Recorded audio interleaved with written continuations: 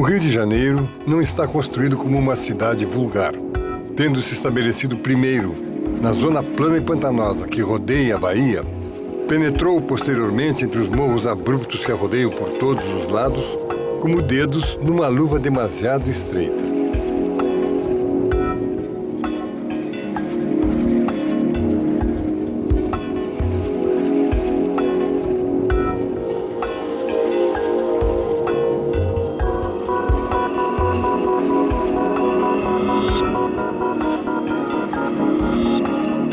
No Rio de Janeiro, somos acometidos por um desejo violento, quem sabe louco, de tentar também uma aventura humana.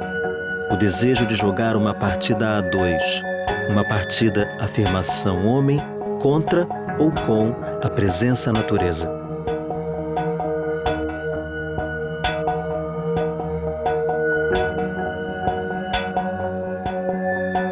Uma cidade em permanente embate com a natureza.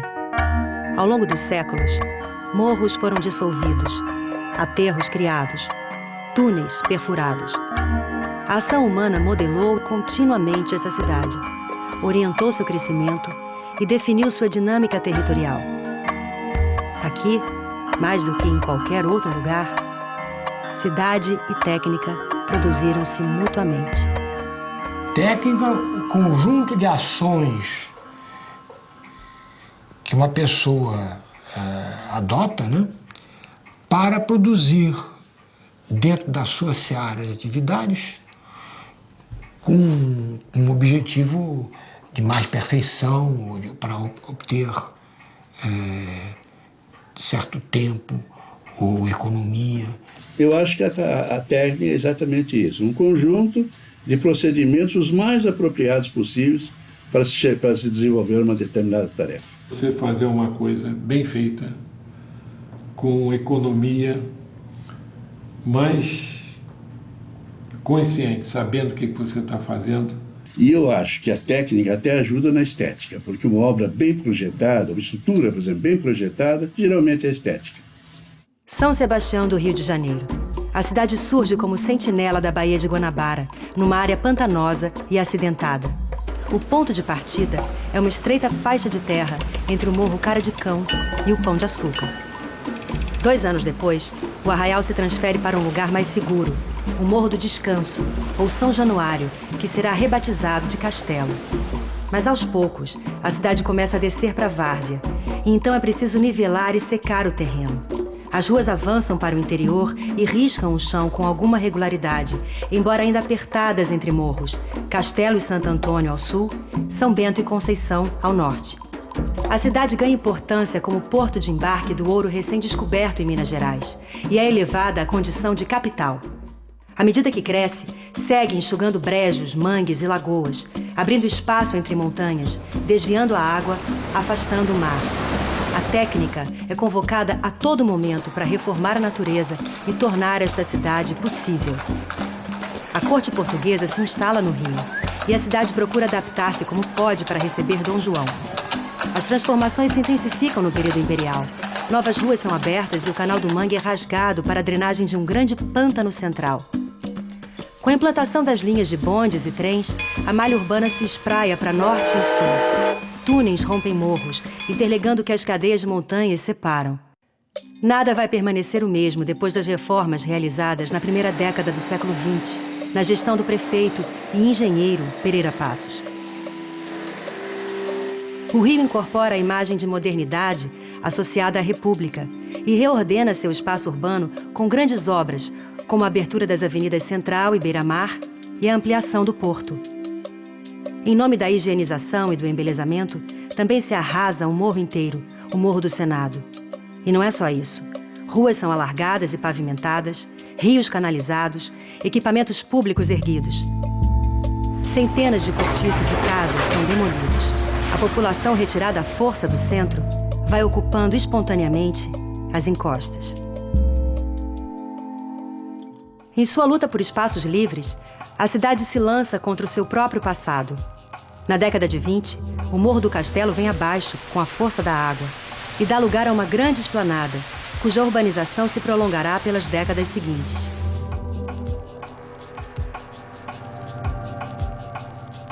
Acham-se em fase final as demolições realizadas na esplanada do Castelo, no trecho compreendido entre a Rua Vieira Fazenda e a Avenida Rio Branco. Esse trabalho foi planejado pelo secretário-geral de Viação e Obras Públicas da Prefeitura Municipal para terminação em 48 horas.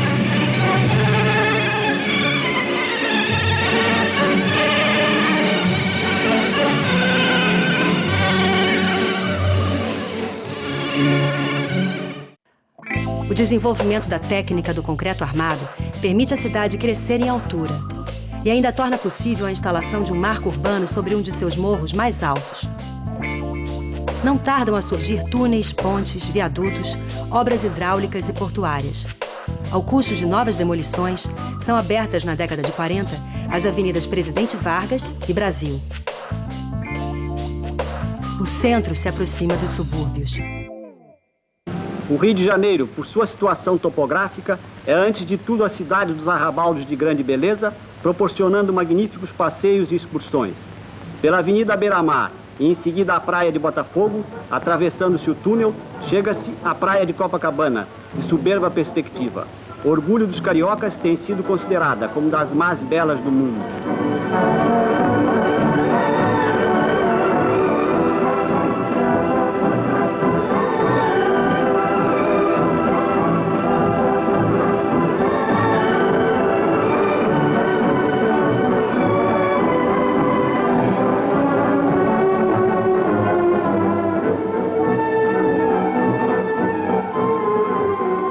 Febre construtiva marca os anos 50. Edifícios de apartamentos se estendem pela orla. Mas, ao mesmo tempo, os problemas habitacionais se agravam. As favelas proliferam. Os congestionamentos aumentam.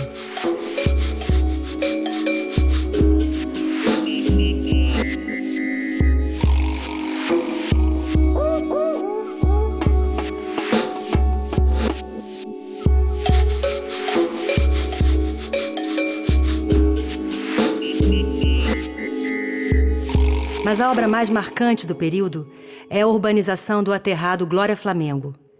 A área é conquistada ao mar com a terra trazida do Morro de Santo Antônio, o terceiro a ser arrasado.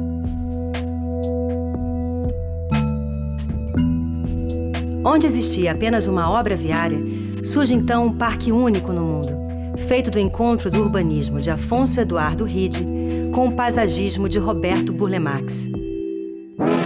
A Guanabara renova-se apresentando aspectos surpreendentes, já se fazendo notar os melhoramentos ultramodernos na Praça Paris, com as novas pontes para pedestres, projetos arquitetônicos que acentuam a grandiosidade da perspectiva urbana na obra do aterro. Também já surgem prontos os jardins de planejamento ousado, procurando se associar a arte ao progresso, a beleza ao funcional. Esta, a nova face da cidade. Novas pistas de trânsito, novos horizontes abertos às esperanças do carioca. Também projetado por Ride, o ponto culminante do parque é o Museu de Arte Moderna, que se mantém suspenso sobre o solo, prolongando o jardim e a cidade até o mar. A pessoa que chega no MAM, ela tem uma ideia espacial do MAM, que é um pouco diferente da ideia dos engenheiros estruturais. A pessoa que chega lá vê uma sucessão de quadros, tá? E para os engenheiros estruturais o que interessa é um quadro daqueles. Provavelmente isso na época foi calculado aos pedaços. Primeiro um pórtico principal, depois o pórtico secundário, que é aquele interno que tem os pilares inclinados, e finalmente a laje que é pendurada no pórtico principal. Com isso ele consegue, vamos dizer, uma amplitude de espaço muito grande, porque ele praticamente não tem pilar no meio da estrutura. Tá? Quer dizer, o pórtico secundário tem as pernas inclinadas para dentro e com isso ele diminui o vão da laje de cima, fica com alguns balanços, tá? E o pilar desaparece ali também. E uma coisa também interessante, a visão que provavelmente o arquiteto tinha do assunto, é que onde você precisa de grandes alturas de viga, ele tem. E aquele pórtico vai diminuindo para a base. Então, ali na base eu não tenho momento fletor. Então, da maneira que foi feito, ele tem tirantes, que são peças metálicas, que penduram essa laje no pórtico principal. E com isso, o pavimento intermediário fica absolutamente sem pilar algum, e dá uma leveza, uma impressão de vazio naquele pórtico muito grande. O outro aspecto que talvez tenha sido também na época uma coisa diferente foi que a estrutura não tem revestimento, é o que a gente chama de concreto aparente. Tá? Os cuidados que foram tomados para fazer esse concreto foram muito grandes. Isso tudo se mantém até hoje num ambiente bastante agressivo, que é ali à beira do mar, tá? E você não vê grandes problemas de corrosão no museu.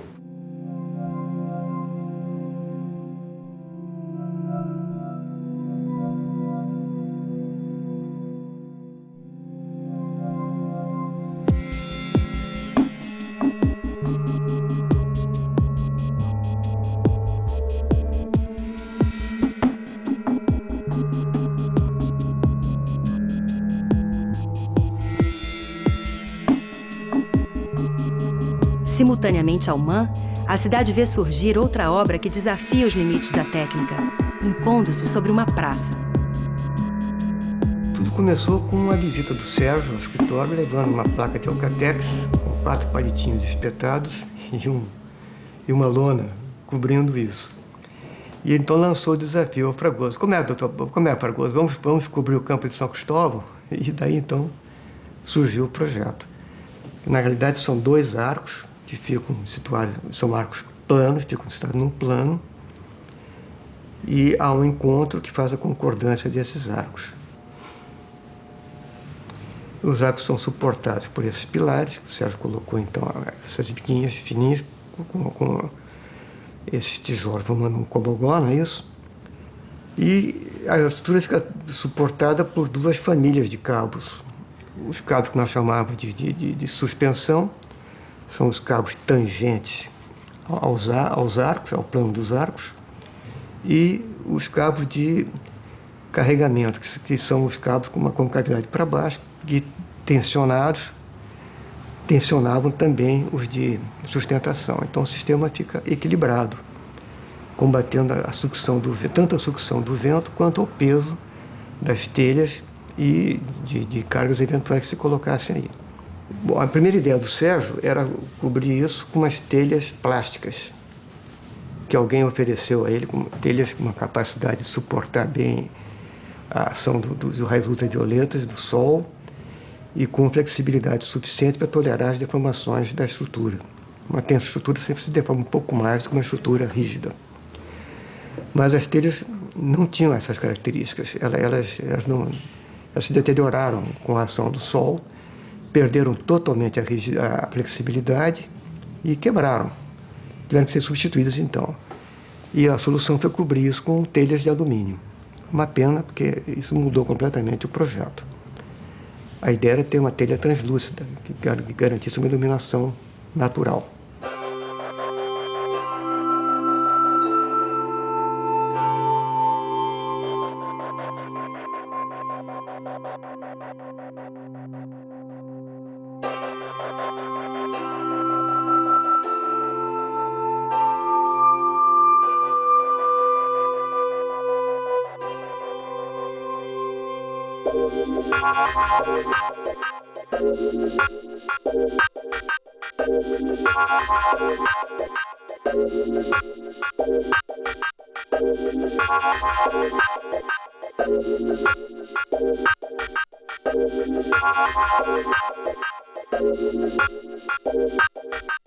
O Avenida Central não foi o primeiro edifício no Brasil, mas foi o mais alto, mais volumoso e que já do primeiro impulso ele aplicou, antes mesmo dos Estados Unidos, com a sua imensidade de arranha-céus, né?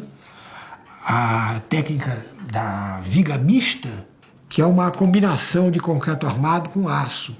Quem introduziu foi um homem, foi o insigne engenheiro Paulo Fragoso. Foi a primeira vez no Rio de Janeiro com aquela altura, com a envergadura.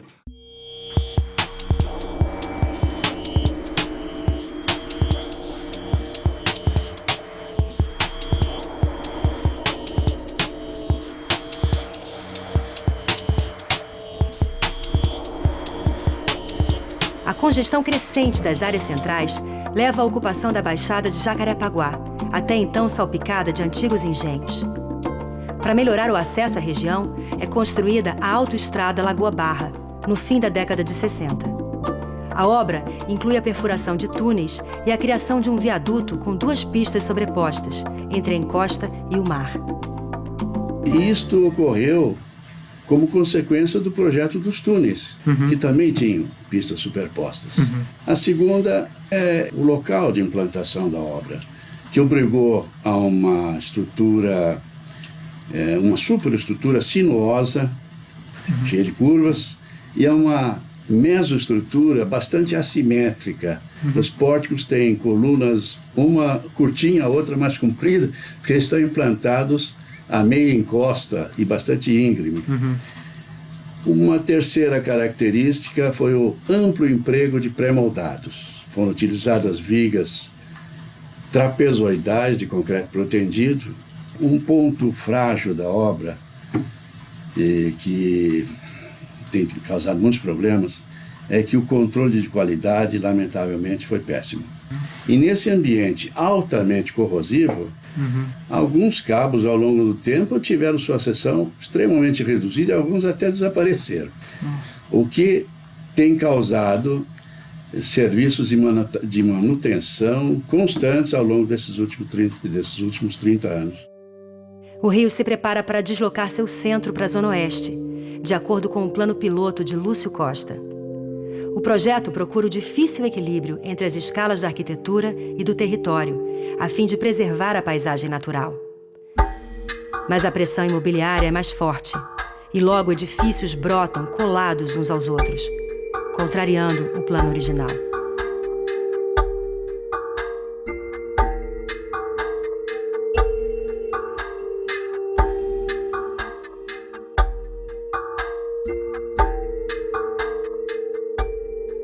Paralelamente à ocupação da Barra, realiza-se no extremo oposto da cidade um sonho antigo: lançar uma ponte sobre a Baía de Guanabara.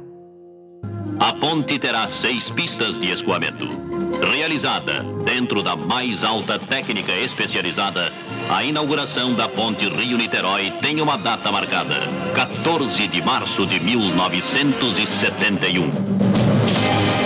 A ponte Rio-Niterói, ela não é a mais comprida, não é a mais alta, não é a mais larga. Mas se você considerar as 3 coisas, quando ela foi feita, ela era a maior. Nós temos aí 3 com 150 metros de altura, 80 para baixo e 70 para cima. Nenhuma ponte tem 300 metros. A ponte Rio-Niterói tem muita inovação. A ponte Rio-Niterói, por exemplo, tem, hoje o pessoal fala concreto atual, ele é um concreto autodensável, sabe? E fala-se que esse concreto autodensável começou lá no Japão, que eles fizeram uma ponte em 1984, 85. Em 1980, um japonês inventou o concreto autodensável. Ele esquece uma coisa: na ponte Rio-Niterói, 15 anos antes, nós fizemos 150 mil metros cúbicos de concreto autodensável.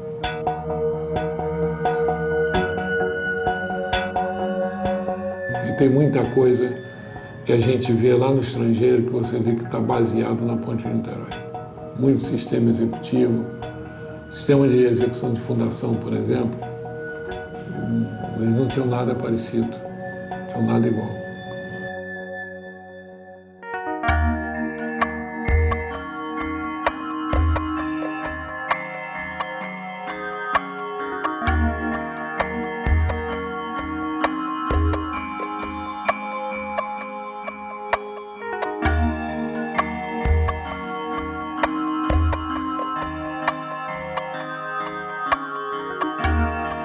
Ainda na década de 70, a cidade começa a correr por debaixo do solo com o metrô. Para alargar as pistas litorâneas de Copacabana, combater a ressaca e dar passagem a novas tubulações, o mar é empurrado mais uma vez para longe, usando a areia bombeada da praia de Botafogo.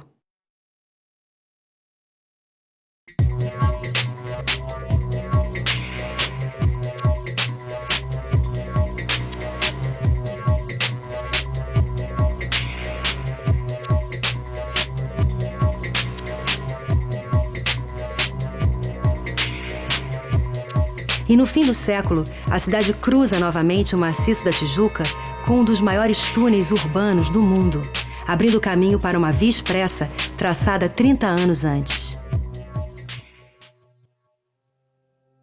Seja como promessa, seja como desafio, a técnica se mantém presente na prática cotidiana desta cidade, ainda que nem sempre jogue a favor do homem, em sua partida sem trégua com a natureza.